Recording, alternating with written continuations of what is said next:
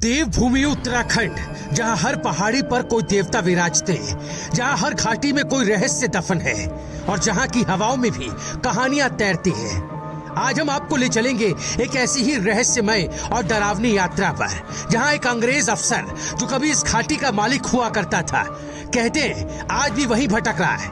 यह है कहानी विल्सन के भूत की। एक ऐसा नाम जो आज भी उत्तरकाशी की हर्षिल घाटी में खौफ और कौतूहल से लिया जाता है। उत्तरकाशी जिला मुख्यालय से करीब 75 किलोमीटर की दूरी पर बसी है ये घाटी हर्षिल। चारों ओर फैले देवदार के पेड़, बर्फ से ढकी पहाड़ियां और बहती भागीरथी नदी।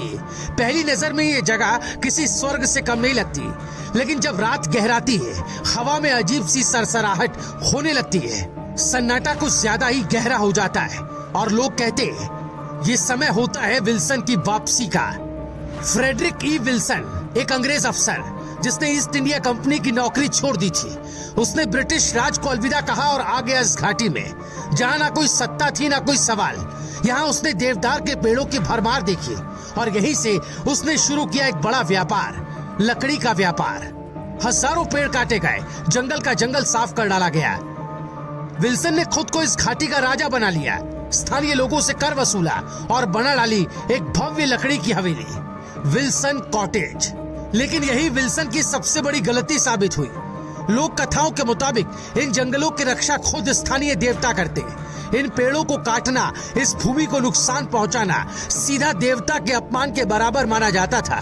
कहा जाता है कि देवता ने ही विल्सन को श्राप दिया है, तू न जन्म ले पाएगा न मृत्यु पाएगा, तेरी आत्मा ऐसी घाटी में भटकेगी हमेशा। आज भी हर्षिल के लोग दावा करते हैं कि रात के समय विल्सन कॉटेज के आसपास कुछ अजीब होता है। कुछ ने हवा में किसी का नाम गूंजता हुआ सुना है, विल्सन विल्सन। कुछ ने देखा है बिना सिर वाला परछाई जैसा कोई आकृति कॉटेज की खिड़की में झांकती हुई। बुजुर्ग बताते हैं कभी कभी लकड़ी की सीढ़ियों पर खुद ब खुद आवाजें आती है, जैसे कोई ऊपर चढ़ रहा हो, या फिर हवेली की बंद खिड़कियां अपने आप खुल जाती है। कई पर्यटकों ने यह भी कहा हमारे कैमरे अपने आप बंद हो गए, मोबाइल की बैटरियां एकाएक खत्म हो गई, और सबसे डरावनी बात, हमें ऐसा लगा कि कोई पीछे खड़ा है। इस रहस्य की हकीकत जानने के लिए राजकुमारी की टीम ने खुद इस जगह पर रात बिताई। रात 11 बजे से लेकर सुबह 4 बजे तक कैमरे ऑन रहे। टीम ने विल्सन कॉटेज के पास पूरी निगरानी रखी।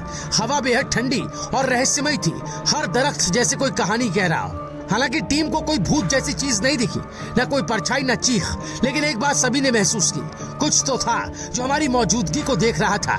इस घाटी की हवा में अब भी विल्सन की उपस्थिति को महसूस किया जा सकता है। शायद वो अपनी गलतियों से शर्मिंदा होकर अब भी माफी मांगता फिर रहा है, या शायद उसकी आत्मा अब भी ये सोचती है कि वो ब्रिटिश राज का हिस्सा है और इस जंगल की सत्ता उसी के पास है। विल्सन की कहानी सिर्फ एक भूत की कहानी नहीं है, ये उस लालच की कीमत है जो इंसान प्रकृति को नुकसान पहुंचाकर चुकाता है। हर्षिल घाटी की सुंदरता में छिपा ये डर इसे और भी रहस्यमय बना देता है, और यही कारण है कि हर साल हजारों लोग यहाँ आते हैं, कुछ ट्रैकिंग के लिए, कुछ शांति के लिए और कुछ उस अदृश्य विल्सन से मिलने के लिए। क्या आपने कभी ऐसी किसी हॉन्टेड जगह का अनुभव किया है? कमेंट में बताएं और चैनल को सब्सक्राइब करना ना भूलें। ब्यूरो रिपोर्ट राजकुमारी।